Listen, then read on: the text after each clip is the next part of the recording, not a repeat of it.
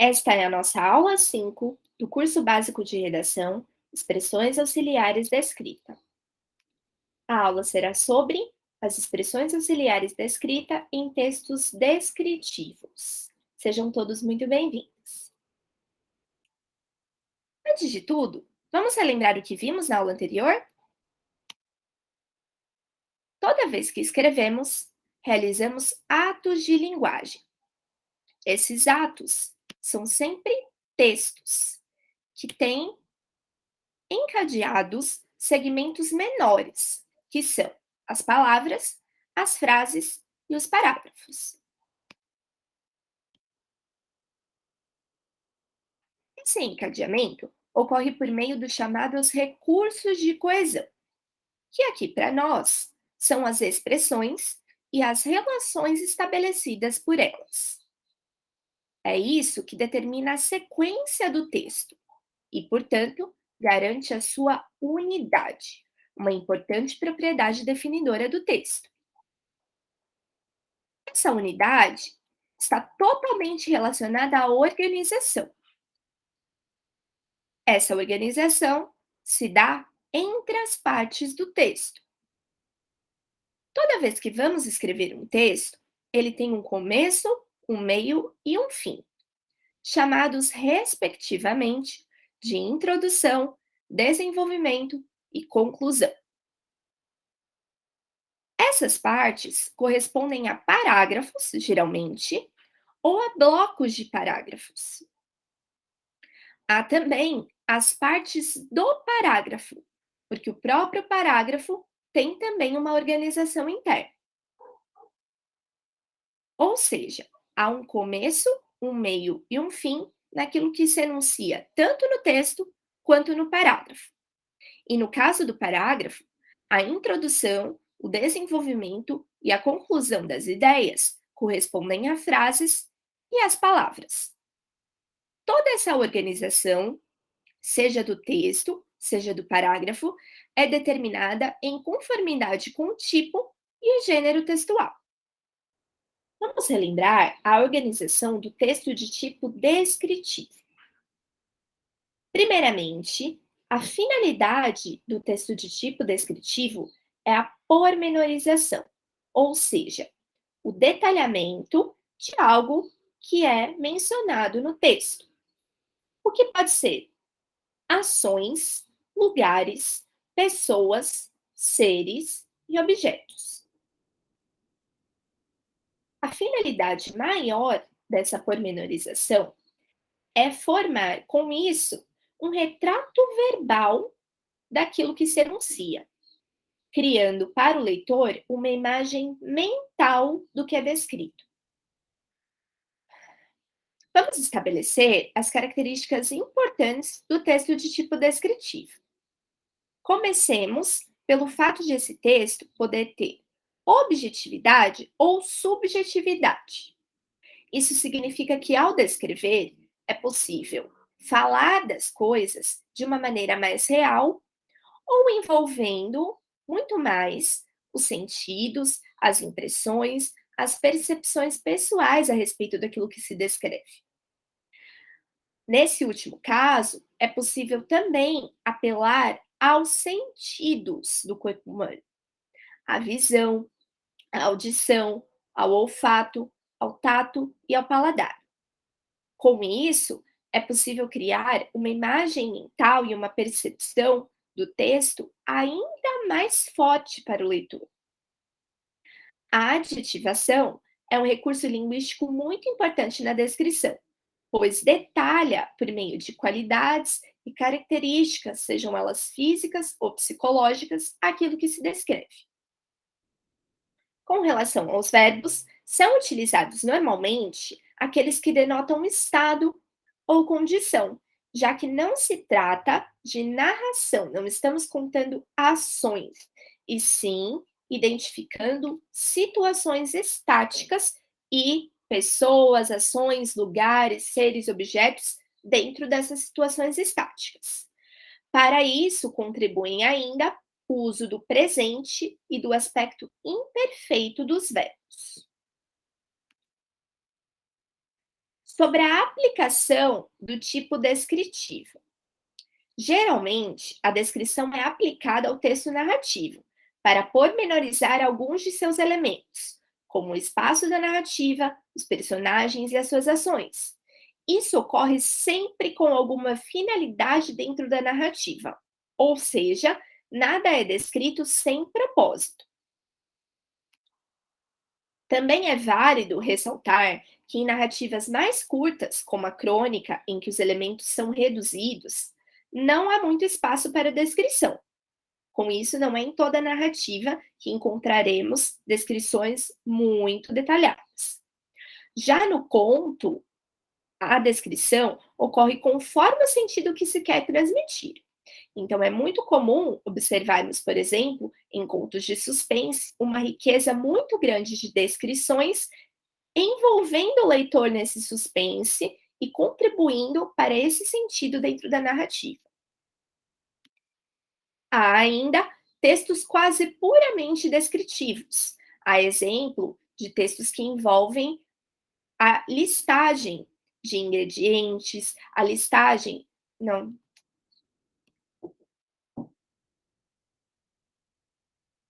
ingredientes. Há ainda textos quase que puramente descritivos e outros que misturam descrição à exposição ou à argumentação. Nós vamos ver exemplos dos três casos mencionados aqui: descrição com narração, descrição quase puramente acontecendo no texto e descrição envolvendo ainda exposição e argumentação. Vamos começar com um exemplo do trecho do romance O Guarani, de José de Alencar. De um dos cabeços da Serra dos Órgãos, desliza um fio de água que se dirige para o norte, e, engrossado com os mananciais que recebe no seu curso de 10 léguas, torna-se rio caudal. É o Paquequer, saltando de cascata em cascata, enroscando-se como uma serpente, vai depois se espreguiçar na várzea, embeber no Paraíba, que rola majestosamente em seu vasto leito.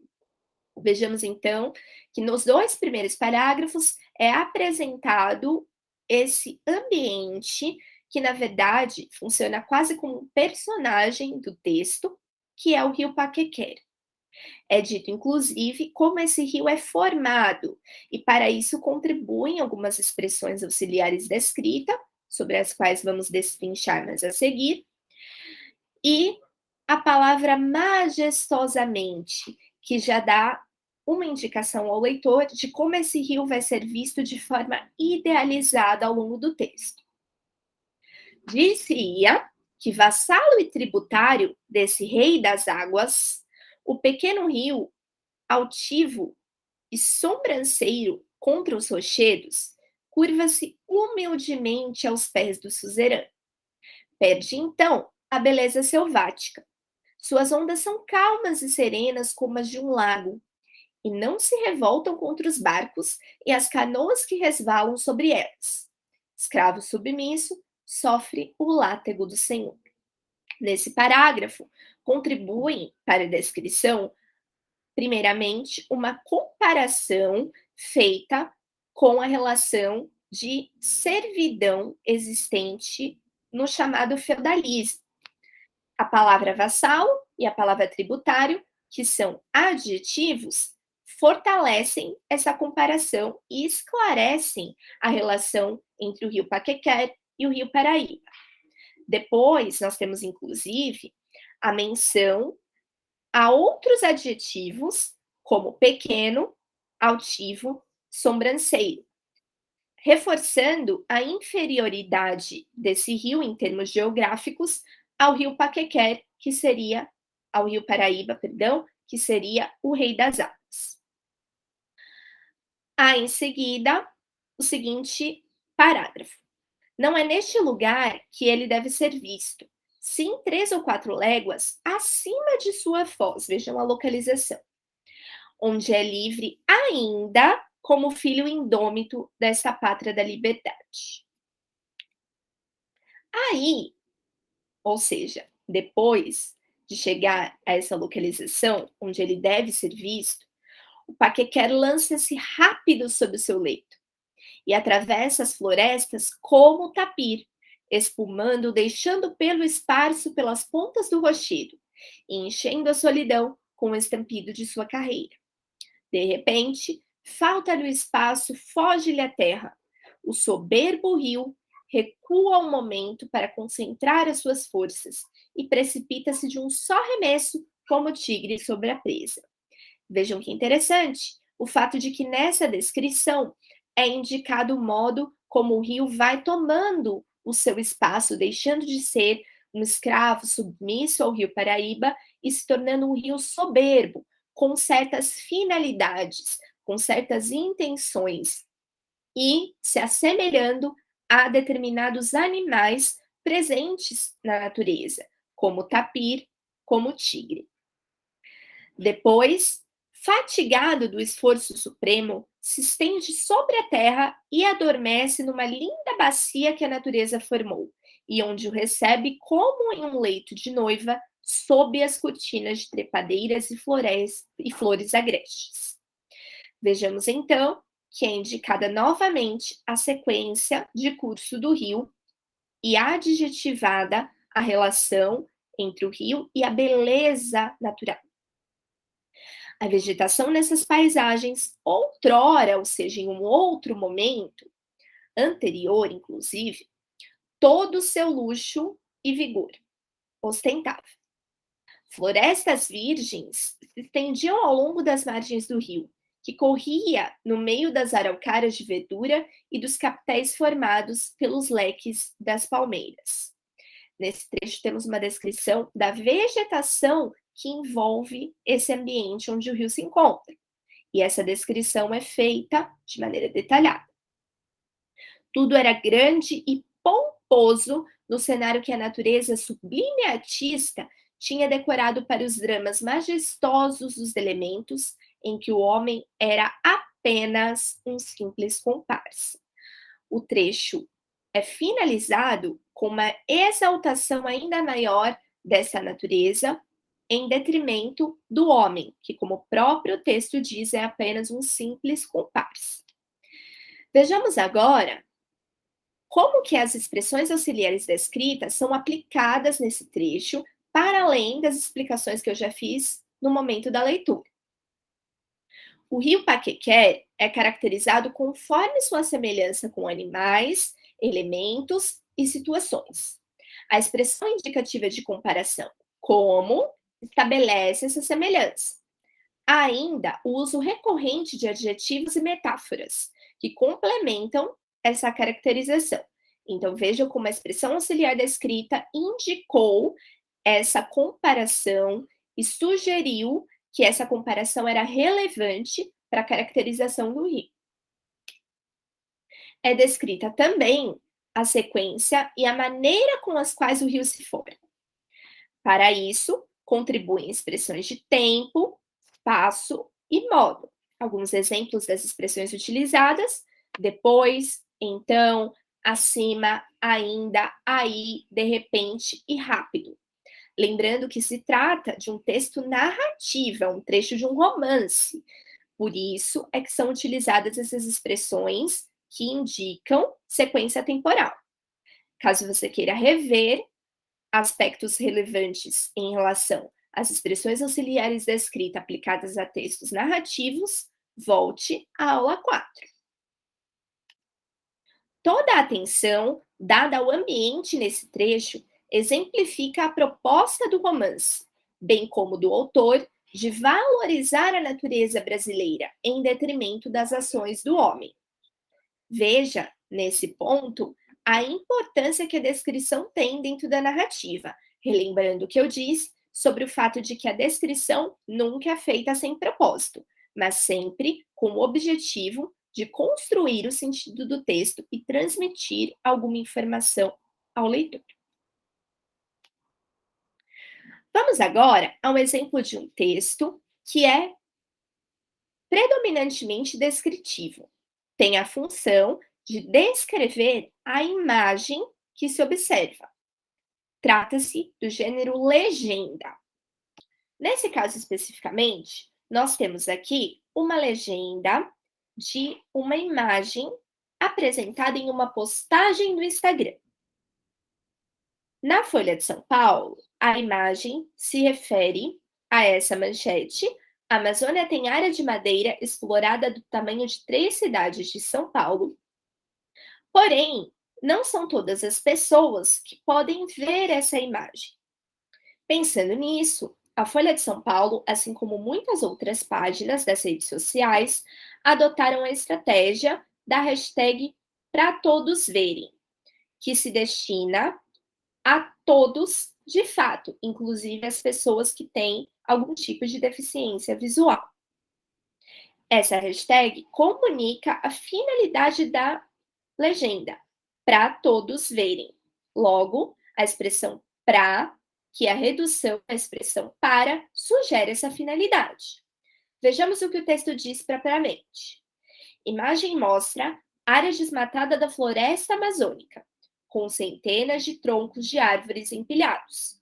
É possível ver algumas árvores além do pedaço de um rio ao canto da foto. Logo, temos aqui uma certa imagem mental, um retrato que é feito daquilo que se observa na imagem, destinado, como eu disse, a essas pessoas especificamente.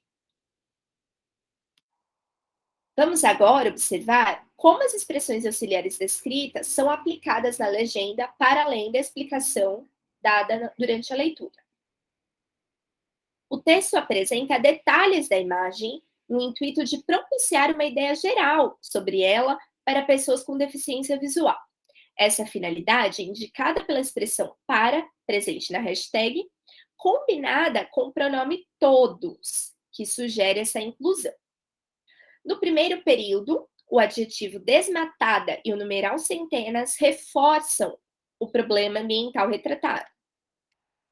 Em seguida, a expressão de dúvida é possível ver algumas árvores e um rio, sugere incerteza sobre a manutenção das árvores e do rio, localizados pela expressão de espaço ao canto da página. Essa incerteza problematiza ainda mais a questão em torno do problema ambiental. Vamos agora a um último exemplo, que é o gênero resenha. Por definição, a resenha expõe informações a respeito de um texto base. É, portanto, um texto que envolve claramente intertextualidade, pois dialoga com o outro. Essa resenha, essa exposição, é feita não só resumindo as informações principais desse texto, como também dando uma certa análise, uma certa crítica a respeito do texto. Vamos à leitura. O livro Torto Arado, escrito por Itamar Vieira Júnior, inova com maestria a prosa regionalista brasileira. Ambientada no sertão baiano, a épica história das irmãs Belonise e Bibiana é marcada por um terrível acidente de infância, que muda a forma com que cada uma enxerga a vida na fazenda Água Negra.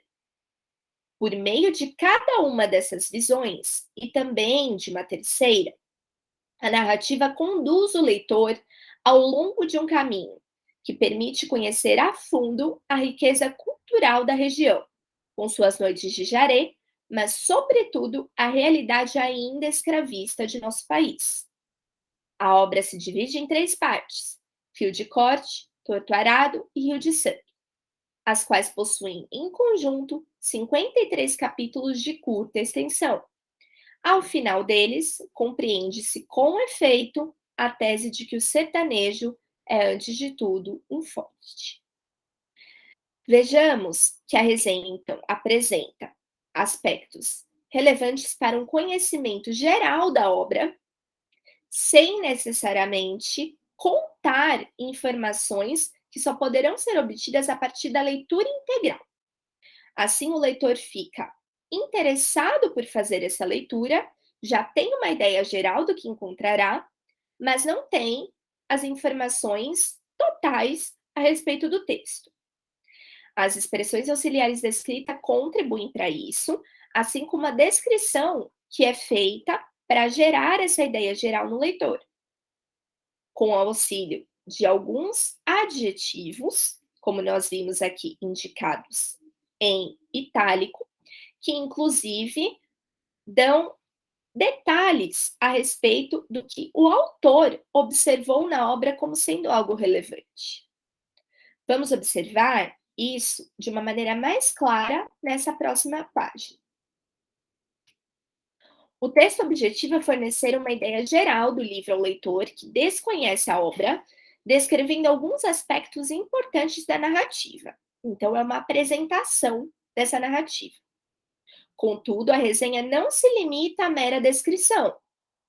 Embora não dê o que nós chamamos de spoilers significativos, por meio de expressões auxiliares da escrita, que indicam sentido de modo, com maestria, por meio de, em conjunto, a fundo, de adição, também, de espaço, ao longo de, ao final, de tempo, ainda, de contraposição, mas e afirmação, sobretudo e com efeito, o texto deixa pistas de seu julgamento da obra resenhada, o que exerce certo efeito persuasivo sobre o leitor.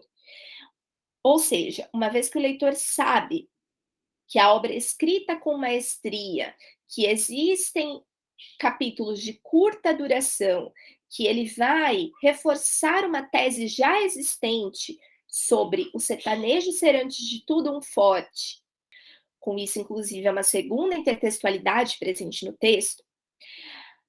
Ele vai como que convencendo o leitor de adquirir o livro e fazer essa leitura e obter esse conhecimento.